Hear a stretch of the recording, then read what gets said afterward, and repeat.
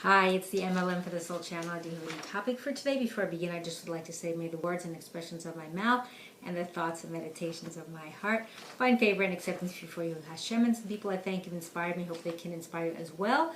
And I will have links below this video to their sites. They are Rabbi Shalom Arish, Rabbi Lazer Brody, Rabbi Yosef Mizrahi, Rabbi Eli Mansour, Rabbi Alon Anava, Rabbi Yuval Ovadia, Rabbi Daniel Asser, Nisan Baruch Black, Rabbi Michael Skobach, Jews for Judaism, Rabbi David Ashir, Rabbi Yaron Ruvain, and Rabbi Yosef Chesney. As well, if you've never checked out this channel before, I will have a link below to my first video, which explains what M.L.M for this whole means, what it stands for, and what I'm doing. So, upcoming is going to be the holiday of Shavuot, or Shavuos.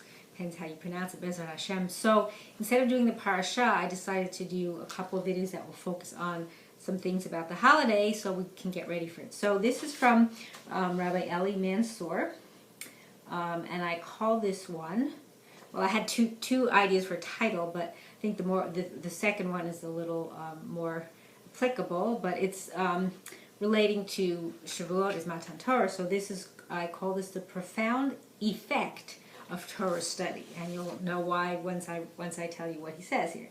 So it's customary to adorn our homes and synagogues on Shavuot with flowers and greenery. This custom is recorded by the Ramah, Rav Moshe Isserlis of Krakow, in his discussion of the laws of Shabbat, which is in Orach Chaim 494.3. More so than on other holidays, it is appropriate on Shavuot to decorate the homes and synagogues with flowers and other vegetations to commemorate Matan Torah, which is the giving of the Torah. At the time of the revelation at Sinai, Hashem warned the people not to allow their cattle to graze on the mountain.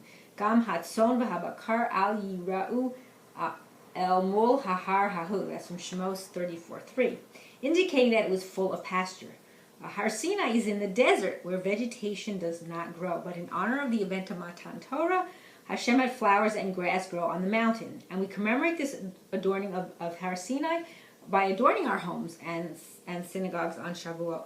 The Ben Ish Chai, Yosef Chaim of Baghdad, adds a deeper interpretation of this custom based on Kabbalistic teachings. And I like this, it's really nice. And I have a little chart I wrote down to kind of explain it so you could see it.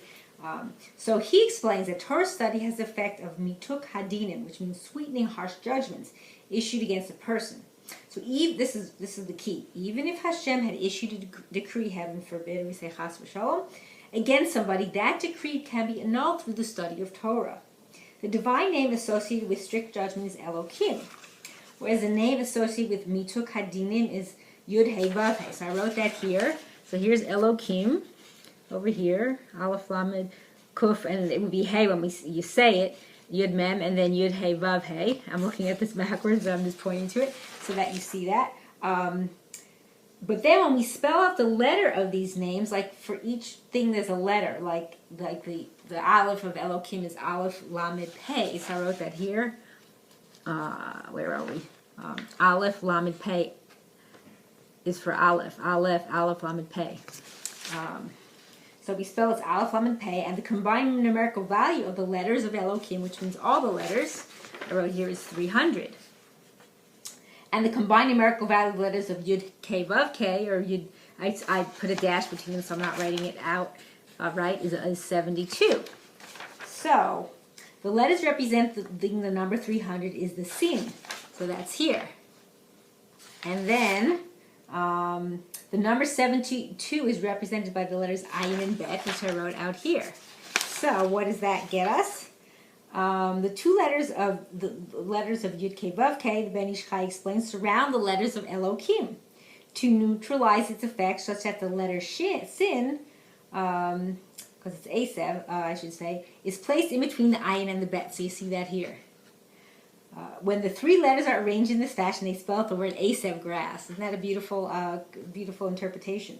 So thus we put our vegetation on Shavuot to symbolize the profound spiritual effect of our Torah study, how it has the capacity to annul harsh judgments.